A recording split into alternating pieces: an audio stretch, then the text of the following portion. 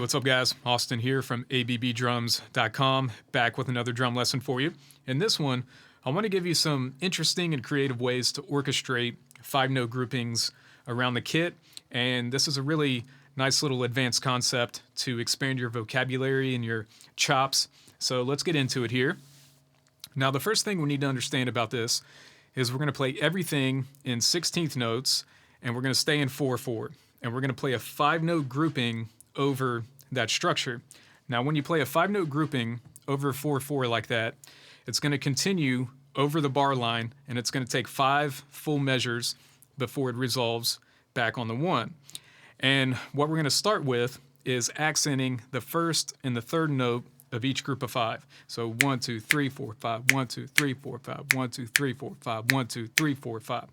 So if you take a look at this handy little notation here, what do you guys think about this? I spent like all weekend trying to figure out how to make it look like this. I think it looks pretty nice, but let me know in the comments if you dig it. I think I might make this my thing going into 2020 here. Now, before you try to play this as it's written and try to get creative with it, there's some foundational things you need to solidify before you can play this accurately. So the first thing you want to learn how to do is count this out loud over a 4/4 click. And the way you're going to do this is you're going to try to count out the subdivisions where the 1 and the 3 of that 5-note grouping falls. You're going to accent that with the voice. So just let me demonstrate this for you so you can see how it works. I'm going to do this at 80 beats per minute. 1, 2, 3, 4. 1 and a 2 E and a 3 and a 4 E and a 1 E and a 2 and a 3 E and a 4 E and a 1 E and a 2 E and a 3 and a 4 E and a 1 E and a 2 a 3 E and a 4 E and a 1 E and a 2 E and a 3 a 4 E and a 1. Did that make sense? Could you follow along there? That's actually pretty difficult to do if you've never done that before, but that's a really great exercise to work it all out in your mind before you try to play it physically. But once you get that all squared away, then we can move to the snare drum here. And the sticking pattern we're going to do is right, left, left. 1, 2, 3, 4, 5.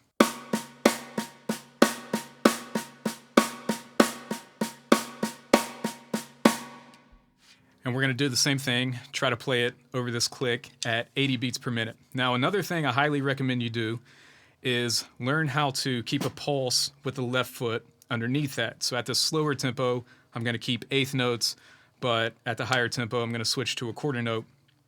But this is a really great way to build up your independence and also solidify your time and stay locked in to that pulse, okay?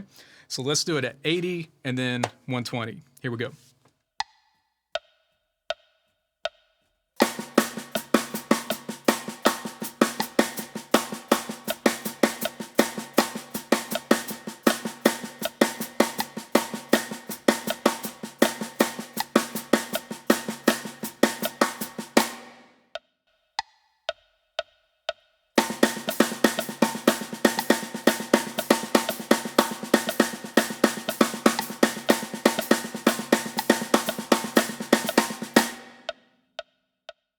Once you get that down, then you can start to move into some more creative orchestrations for this. So let's go ahead and start off with just the most obvious one, which is moving the right hand around to the toms and coming up with some different combinations there.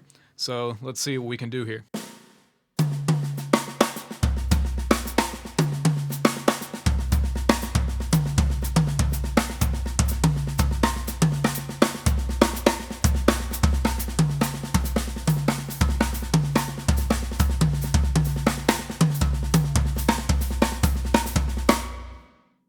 So that's cool. You got a lot of different options there with the toms. Now we can also incorporate the cymbals. So when I do this, I always hit a kick when I hit a cymbal. So let's start with the ride and go back and forth with the ride and the snare.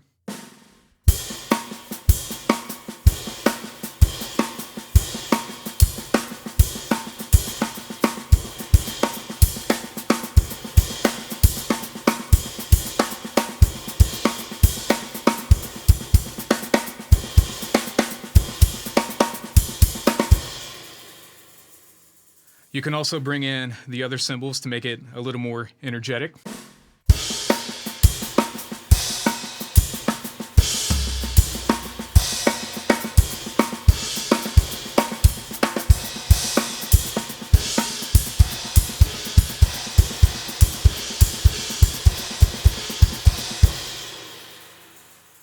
So you can see there's a lot of interesting things you can do there. But there's another variation I like to do on this that I feel kind of opens up the pattern a little bit. So instead of just accenting the 1 and 3 of that 5-note grouping, you can also accent the second note. So now you got 1, 2, 3, 4, 5, 1, 2, 3, 4, 5.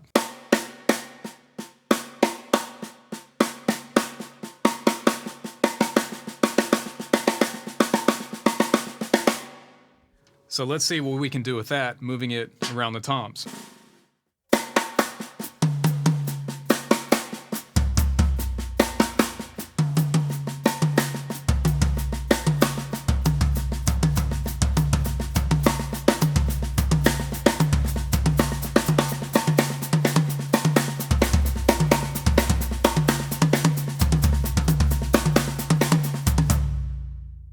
I really like this variation because it feels more powerful and like I have more options as opposed to always ghosting the left hand. So definitely give this one a shot. But let's see what else we can do with it if we start to incorporate the cymbals.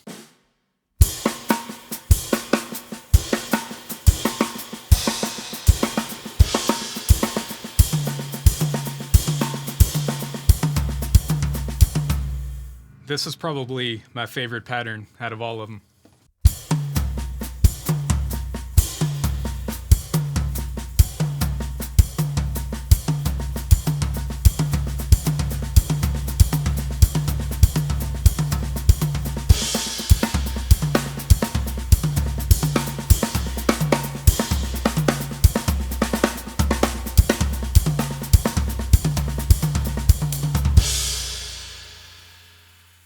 So you can see there's a lot of interesting things you can do with it there. Now, when you try to apply this in a more musical setting, you're probably never going to play it continuously for a long period of time. You'll probably never go through 5 full measures of it. Usually you'll do like 1 bar or 2 bars. So that's where the counting comes into play, because you really need to be able to hear where you are within a measure and give yourself time to plan like a fill to come out of it to make sure you come back down on the 1. So let's try cycling back and forth between 1 bar of time and just 1 bar of this 5-note grouping so you can hear a logical way to transition out of it to come back in on the 1.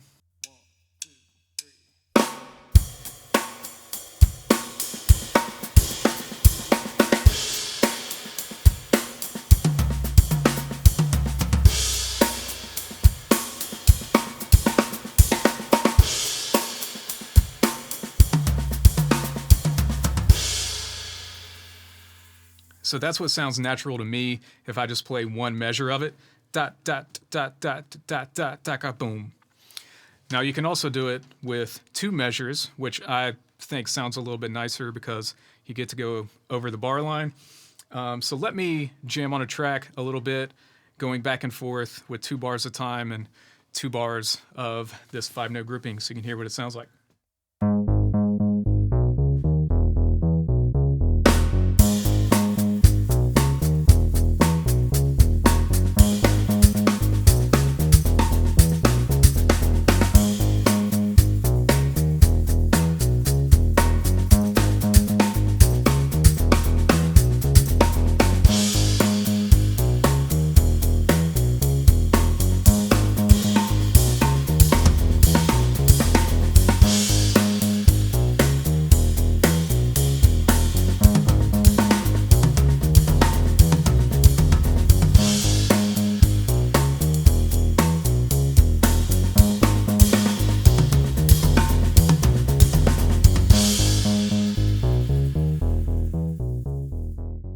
All right, there you go, guys. Have fun with this one. If this is your first time being exposed to odd note groupings, it's a really great concept to open up your vocabulary and develop your ear's ability to hear things go over the bar line without losing track of where you are. So definitely do the counting exercise in the beginning and then experiment with these different orchestrations to see what you can come up with. If you find anything cooler that I didn't cover here, of course, always tag me on social and show me what you guys are doing. Also, be sure to subscribe to the channel so you can see my new videos and visit abbdrums.com if you want to see more of my in-depth courses. But that's going to do it for this one. Thanks for watching, and I'll see you in the next one. Take care.